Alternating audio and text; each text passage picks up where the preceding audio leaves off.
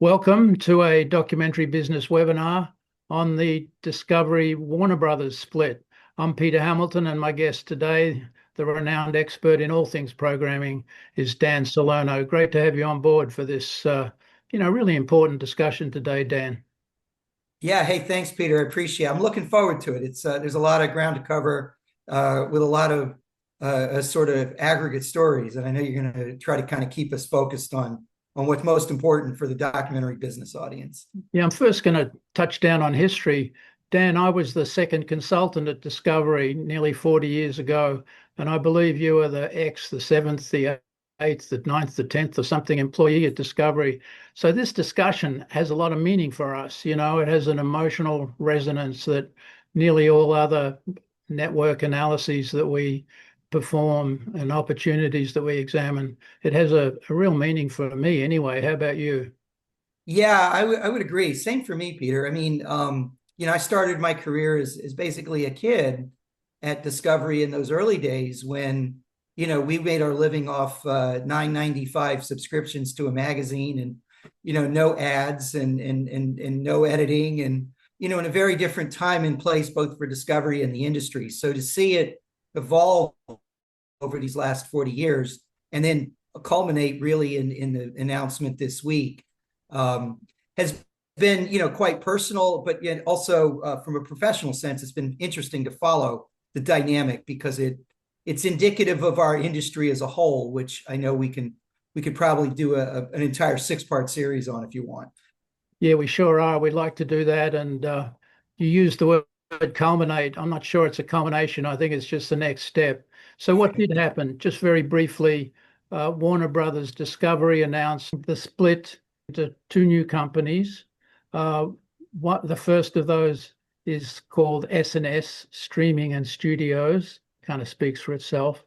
And the other is their global linear networks business, which encompasses the legacy channels Discovery, TLC, ID, and so on.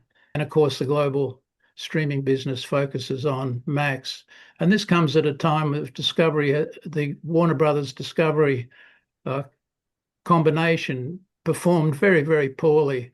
I mean, I just took a note that their free cash flow was projected in 2023, round about then anyway, at about 14 billion, and it's currently around about 8 billion. So, I mean, that's a really sobering, I guess, performance and a result of the market. So we don't want to focus. There's a lot of discussion about what next. Will Discovery sell? Will it buy? Will it merge? We want to focus on what is the opportunity for producers in the lineup that we see right now with the channels. So why don't we start on the Discovery side, and I'd also like to see what you've discovered on the HBO Max streaming side as well. So Dan, what do the networks want? Is there any impact that we're seeing from this kind of discussion? So it's all yours. Well, yeah, thanks, Peter. It's a pretty wide open question, isn't it? But why don't we talk a little bit about Discovery Channel and some specifics, and then we can kind of go back and forth on what it means. I would agree with you before we started digging into maybe some of these things. I would agree that while our focus is not some of the fancy economic EBITDA and all those other terms, it is important that producers pay attention to it because it drives not just our discussions and our analysis, but their day-to-day decision making. So the better informed a producer is on that, the better they're going to be prepared to determine, what's the appetite for volume, for content, for number of series, for who they're working with, and so forth. But we do track pretty closely what Discovery Channel is doing. And likewise, Discovery Channel is not the only one in the portfolio. We keep a pretty close eye on the big five that they're still commissioning for. Okay, Discovery Channel, TLC, Investigation Discovery or ID, HGTV, and Food. Everything else is almost a peripheral brand at this point. There's very little. There's almost, well, I'd say not almost. There's no commissioning being done by the Animal Planets and the Sciences and the Travels, and those were still pretty robust as recently as a few years ago. I don't think the big five will change in the sense of they're going to go to a big four. I think those five are pretty steady. I find it fascinating, continue really going back several years, that Discovery as a whole, that was very heavily leaning into men, younger and middle-aged men, I'd say in the 35 to 54 category, has really evolved to a company where their portfolio by and large is now female, right? With TLC. Female, did you say, Dan? Yeah, female, really. I mean, TLC is obviously, but investigation, discovery, crime, true crime has always gone 50-50 or maybe just 50 to 55% female. And then the lifestyle networks with Food and HG consistently are in the top 5 performing networks in all of linear cable. And even in a stressed cable environment, they still rise to the top. They're comfortable, they're consistent in their brand, they've got personalities that people recognize. HGTV in particular, while we don't have specific numbers stats, we can see their overall schedule is really robust with content, and premier content, I should say. But they've also got these brands. House Hunter is probably the best known of them, where, I mean, just the ability to repeat over and over and over again, the volume is incredible on what they're doing. And House Hunters is now their 5 nights a week with a premiere. And the cost of that is minimal compared to a proper factual program. For Discovery Channel, though, which is sort of, I think, of most interest to the producers that frequent documentary business, the opportunities are lessening. I don't think that's a surprise. I think if you just talk to anybody in our industry about what they're commissioning and what kind of green lights they're getting, there's a feel that it's coming down, right? Or they're not commissioning as much. I've heard from several producers that it takes longer to get a green light now, which is true, I think, at most brands, not just Discovery. Networks are taking longer to make decisions because they can make fewer of them. The stakes are higher. They're making safer decisions, less risk. And we see that with Discovery Channel for sure. Their volume has gone down over the last few years. About 3 years ago, they were doing about 650 hours a year. So this year, we're projecting them, if they hold steady on what they've done in this first half of the year, they'll probably finish the year just around a little over 400 hours. Dan, let's just think about that number again.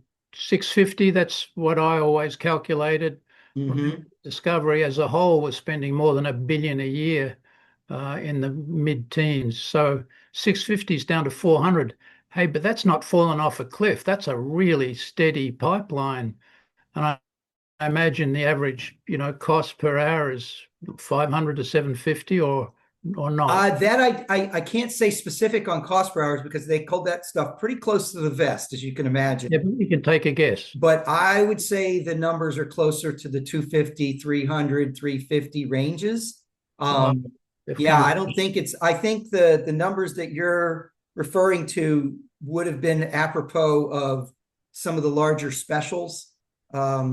Even at one point, maybe the Shark Week event, some of the more tentpole type shows in there. But they're sort of tried and true stuff. My gut is it's closer to 300 plus than it is 500-600 plus nowadays. Still, we got 450 hours at an average of 300 plus. It's still a pretty substantial business. It's a lot of business. It's still a lot of money that's out there. So a couple of other things, though, that shed some light on that. The volume of series it's gone down commensurate with the number of hours.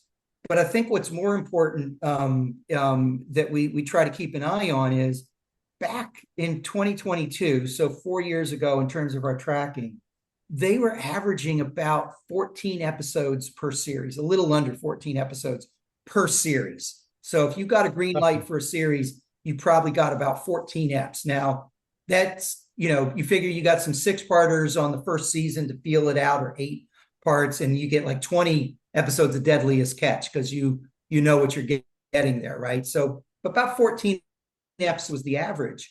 This year, we're tracking that average to be about 9.5 episodes. Wow. Okay, so that's a that's a pretty significant drop in terms of percentages when you think about it, right?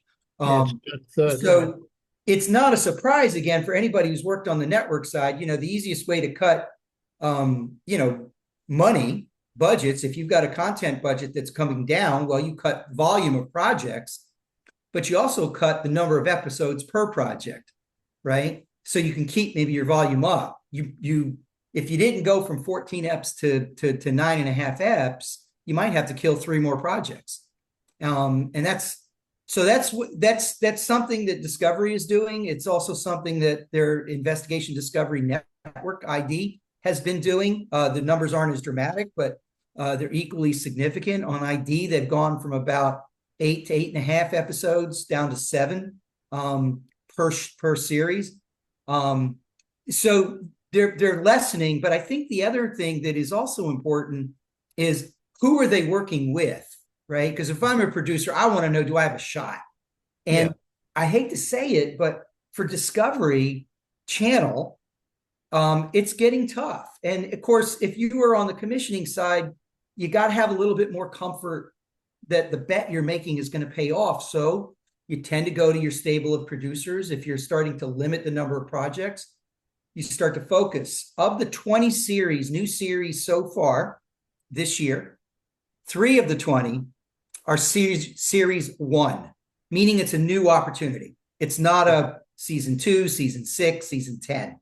So it's an opportunity for somebody to come in with a new concept, but only 3 of those 20. Last year, it was 12 series for the full year. So they're running a much lower rate of season 1s, and that's critical.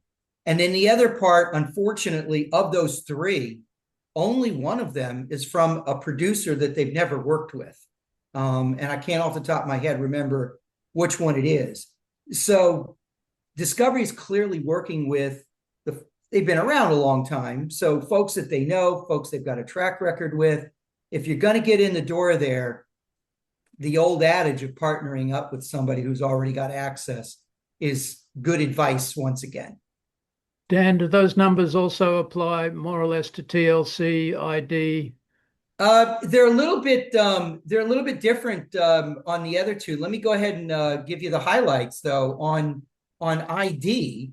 And these just actually crime. Just for readers, viewers who aren't familiar, it's ID is the true crime network. ID is honestly, ID was the golden child for quite some time, and I think it still is, right? It's still a leader in that category. I think it's getting assaulted from all sides. And not just the usual suspects, but Oxygen, of course. Reel's channel has really come in and dominated on his own. I think we did a whole webinar on that a little while ago with their On Patrol Live. They're number 1 on Friday and Saturday nights on all networks, so they're influencing the game.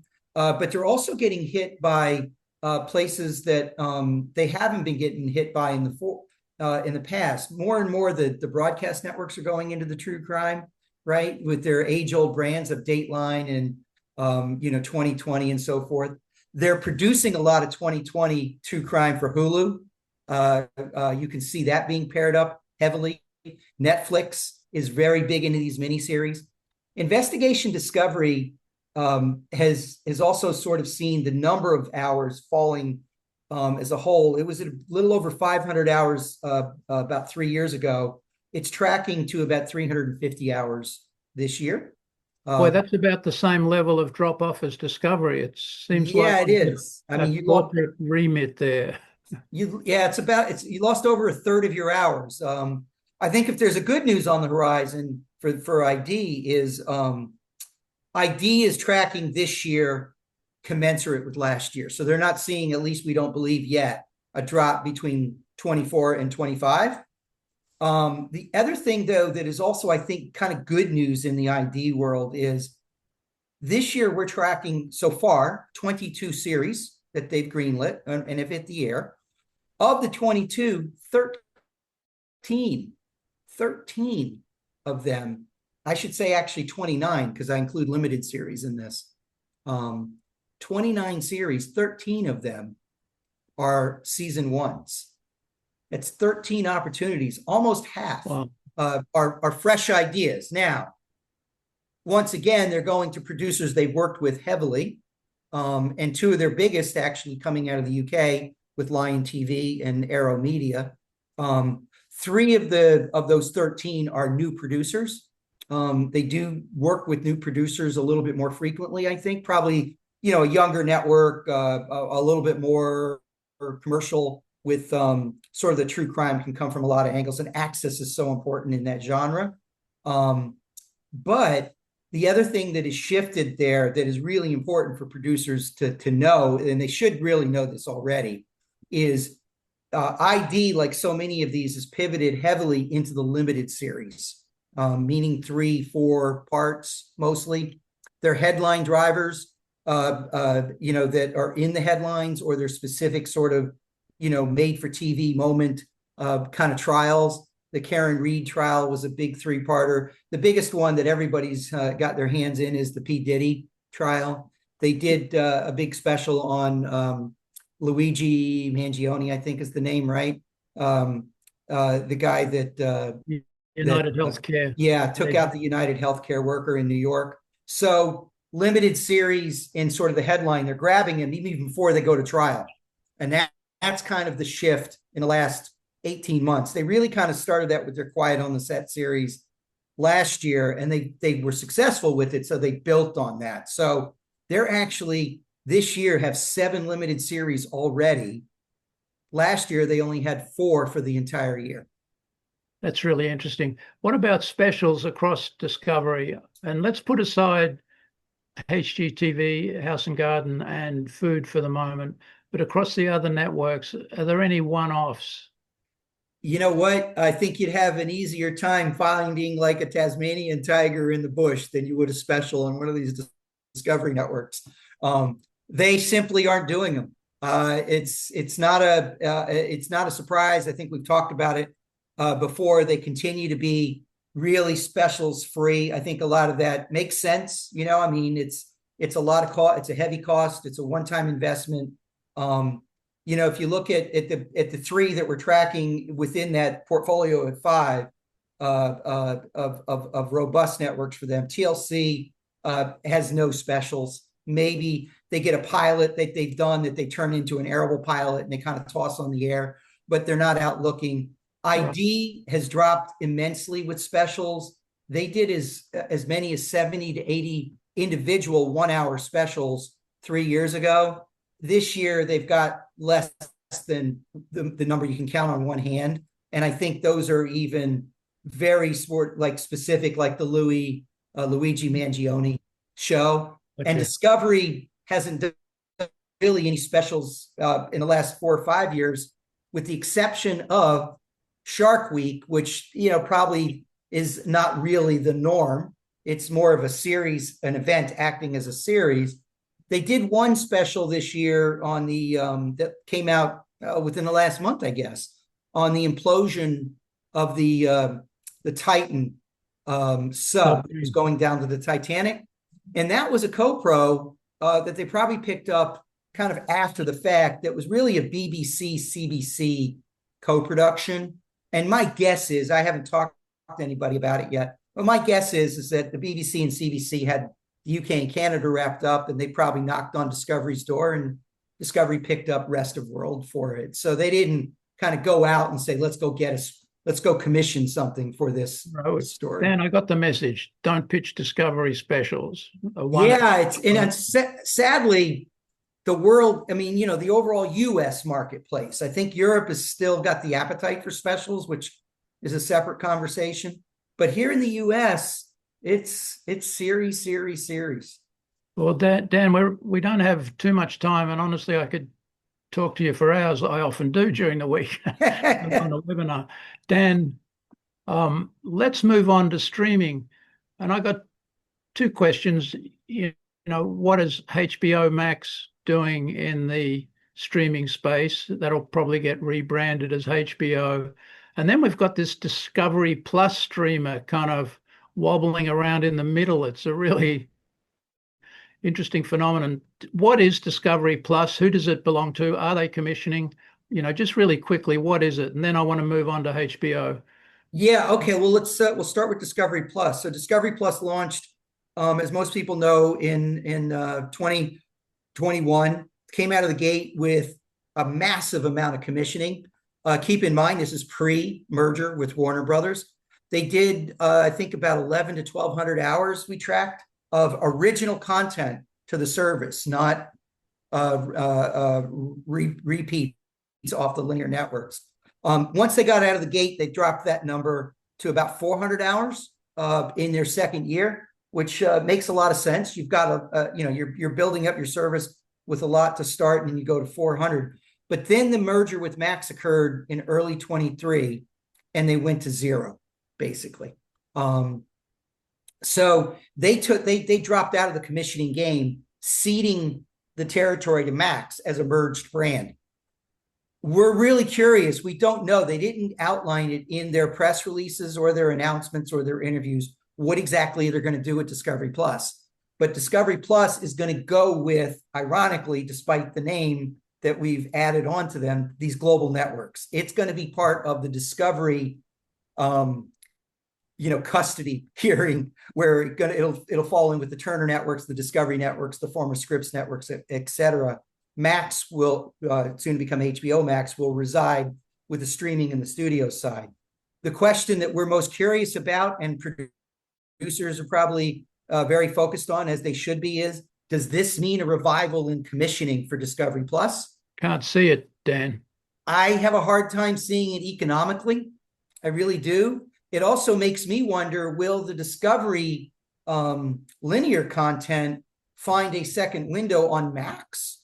Or will it start to slowly disappear from Max? Will Max have to, in a sense, license it from the global networks? Or will they break apart? And therefore the home for the Discovery streaming content really will be on Discovery Plus, which might draw in some new customers that were on Max only. But I have a hard time seeing that. I would speculate that whatever commissioning they do for Discovery Plus is going to be minimal. And more than likely, it might not even be Discovery Plus commissioning. It'll be something they commissioned for the linear networks. Yeah. And decided not to run on linear, and they moved over to the streaming service. We see it now with the Nat Geo networks with Disney Plus. We see the same thing quite often, even within the current Discovery Max relationship. So Dan, our tough-minded producer just gave us a signal. That's Caitlin. Yeah. From Mexico City. Hi, Caitlin. Just gave us a wrap up, but I want to continue for a few minutes. I want to have time to talk about what's going on with HBO Max. So that's the focus, the brand, that's the business of the new company, the SNS. Yeah, and I think, one of the things about Max that I think has been consistent under their merged ownership, and I don't know that it's going to change dramatically when we get to a new one. But Max, in its current iteration for the last 3 years, has had very, very limited commissioning originals or originals for Max only. A lot of what in the nonfiction space, I should say, a lot of the nonfiction on Max, everything is coming out of the Discovery Linear, so it's a second run. And the same thing for HBO. You see a lot of HBO originals that then, of course, migrate to Max the next day, right? But originals to Max all by itself in the nonfiction space, extremely rare. I think last year they barely had a little over 40 hours. This year they're tracking about 20 to 30 hours so far. And even in that little 20 to 30 hour tracking, a couple of those series are ones that came out of the Discovery portfolio international services, Discovery Europe or Discovery UK or Discovery Latin America or whatever. And they found their way onto Max as an original, but they're not really, there's nobody sitting in an office in Burbank saying, I run Max, go get me a 3x6 60 limited series. They all seem to be either that Discovery model or they tend to be a little bit more HBO-esque in their sourcing on the entertainment side. So the Conan O'Brien travel series is an example of one of the 2 or 3 series that's come out. Jason Momoa had a series. They've also got a couple of true crime ones that probably were intended for HBO, and then maybe somebody said, well, why don't we premiere it on Max? How much is that going to change after this sort of split? I'm not sure. But HBO has just such a legendary reputation for creating award-winning documentaries of tackling difficult topics, very personal stories, challenging social stories. Is that stream of programming still occurring within HBO, or is it occurring with HBO Max? I mean, what happened to that? What's happening to that department? I do think I don't know that I haven't tracked individual docs on HBO, and it's something maybe after this with this announcement, maybe we're going to start doing. Yeah, let's do that. I do believe the HBO docs are consistent brand wise with what they've always been known for. They probably are leaning a little. I won't say they're leaning more into a commercial, populist storytelling, because I think they've actually always had that, but the mix might have changed a little bit. But I do think that HBO's brand is so strong that, in fact, I think the thing to keep in mind and we've talked about this or thought about this a little bit, believe it or not, with the Disney Nat Geo relationship as well, is that they're seamlessly integrating HBO and Max. That doesn't actually even make sense for us to think of them as 2 separate. HBO's over here doing one kind of business and Max is over here doing another.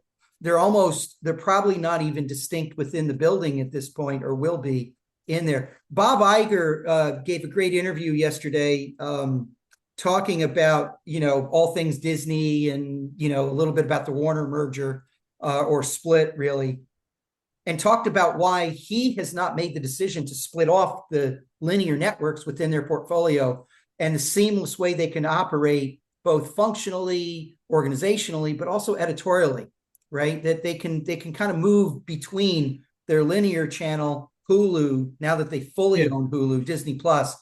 And it's interesting that Warner has decided to actually separate those two, as has Comcast, which we haven't really talked about in the past.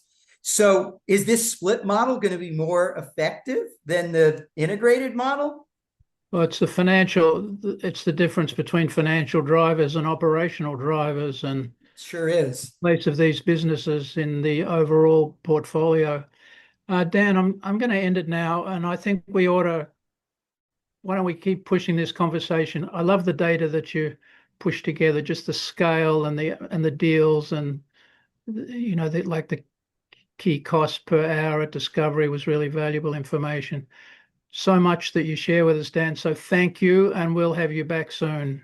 Well, thanks, Peter. I always enjoy these conversations. They're and sometimes I think the numbers can kind of add a little weight to what we're seeing with our own 2 eyes, right? And our brains are registering, but we can't quite get our finger on it. And hopefully, no, it's a chaotic market, and we're really challenged to understand it, and both on the programming and the financial side.